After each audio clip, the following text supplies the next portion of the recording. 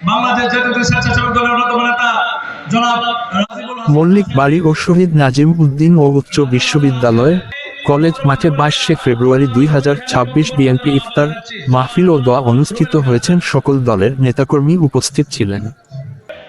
অত্র ইউনিয়নের সাধারণ সম্পাদক জনাব শহীদুল্লাহ মন্ডল উপস্থিত আছেন। থানা বিএনপির অন্যতম সদস্য জনাব এম এ হামেদ কারি সাহেব উপস্থিত আছেন। ভালুকা উপজেলা যুব দলের সংগ্রামী সভাপতি জনাব তারেকুল্লাহ চৌধুরী সাহেব উপস্থিত আছেন।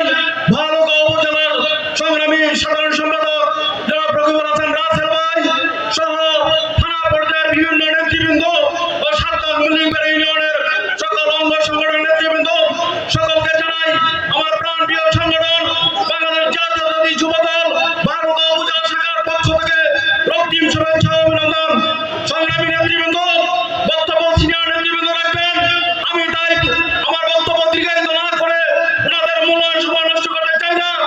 আমি একটি কথা বলতে চাই, আমরা যখন দাঁড়িয়ে শীর্ষ নির্বাচন নিয়ে মাঠে নেমেছি, যখন পথে ঘাটে পাড়া মহল্লায় আমরা চষে বেরিয়েছি, তখন বিভিন্ন মহল্লায় বিভিন্ন রাস্তাঘাট এবং কৃষিঘাট এবং এই সকল প্রতিশ্রুতি যখন দিয়েছি, মাদ্রাসা মন্দির মসজিদের প্রতিশ্রুতি যখন দিয়েছি, সেই সকল প্রতিশ্রুতিগুলো আমাদের সিনিয়র নেতৃবৃন্দ আছেন, আমাদের প্রধান অতিথি ইতিপূর্বে আমাদের মাঝে উপস্থিত হবেন। আমি তাদের মাঝে তার আহ্বান জানাতে চাই, যাতে আমরা এই প্রতিশ্রুতিগুলো বাস্তবায়িত করতে পারি।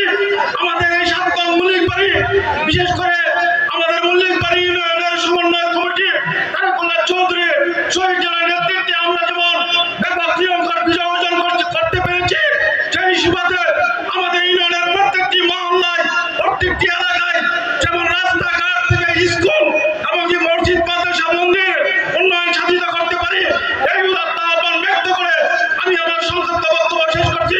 ধন্যবাদ সকলকে। জাতীয়তাবাদী যুব দল জিন্দাবাদ, ম্যাডাম খালেদা জিয়া জিন্দাবাদ, তারেক রহমান জিন্দাবাদ। আসসালামু আলাইকুম। এখানে যারা আছেন সকলেই আলেম ওলামাদেরকে আপনারা ভালোবাসেন। আমার দল হলো জাতীয়তাবাদী ওলামা দল। এই মল্লিকবাড়ি ইউনিয়নের অনেক ওলামা দলের নেতৃবৃন্দ আছে, সকলকে ধন্যবাদ জানাই। সকলকে নাম আমি স্বল্পতার কারণে উপস্থিত করতে পারলাম না, সকলকে ধন্যবাদ জানাই আমার কথা আমি শেষ করলাম। আসসালামু আলাইকুম ওয়া রাহমাতুল্লাহি ওয়া বারাকাতুহু। ধন্যবাদ। একটি বিষয়, যে বিষয়টি হলো আমরা ইতিমধ্যে যে কষ্ট করেছি, যে পরিশ্রম করেছি, সেই পরিশ্রমের ফসল আমরা পেয়েছি এবং আমার থানা শ্রমিক দলের নেতৃবৃন্দরা